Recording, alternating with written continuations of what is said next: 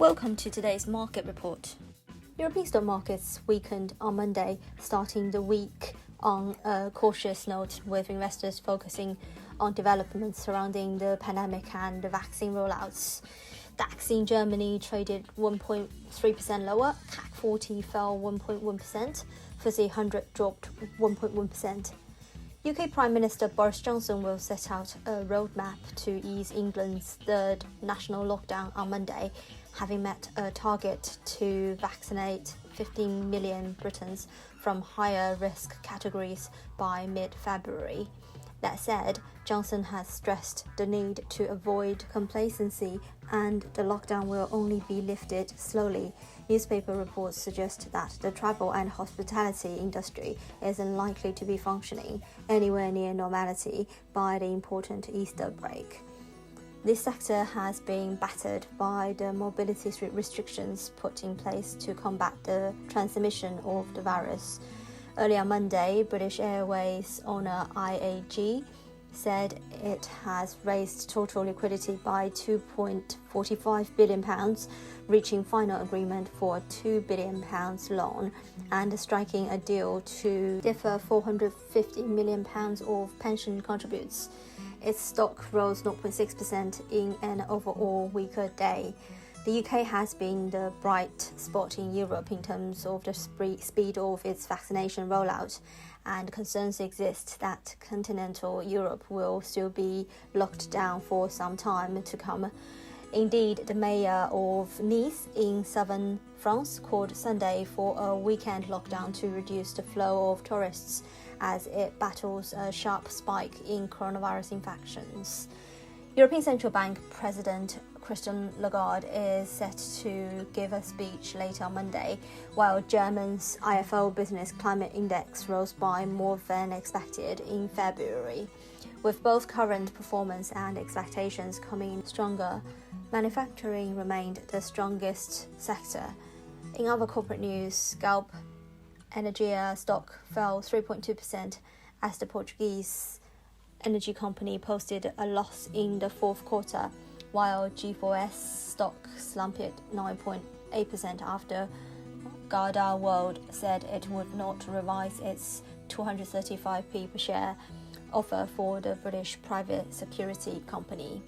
French car parts maker Faurecia lost 3.4% even after it targeted its sales close to 25 billion euros and an operating margin above 8% of sales by 2025.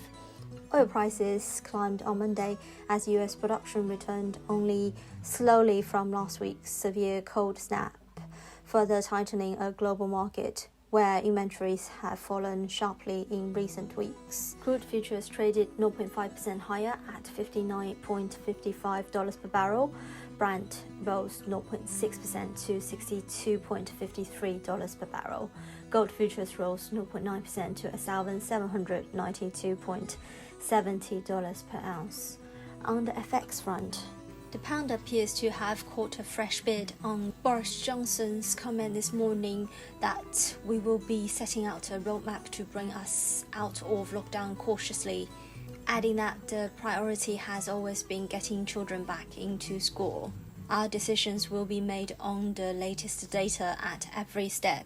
According to the BBC, that the UK is likely to reopen its economy in gradual steps, separated by 5 weeks.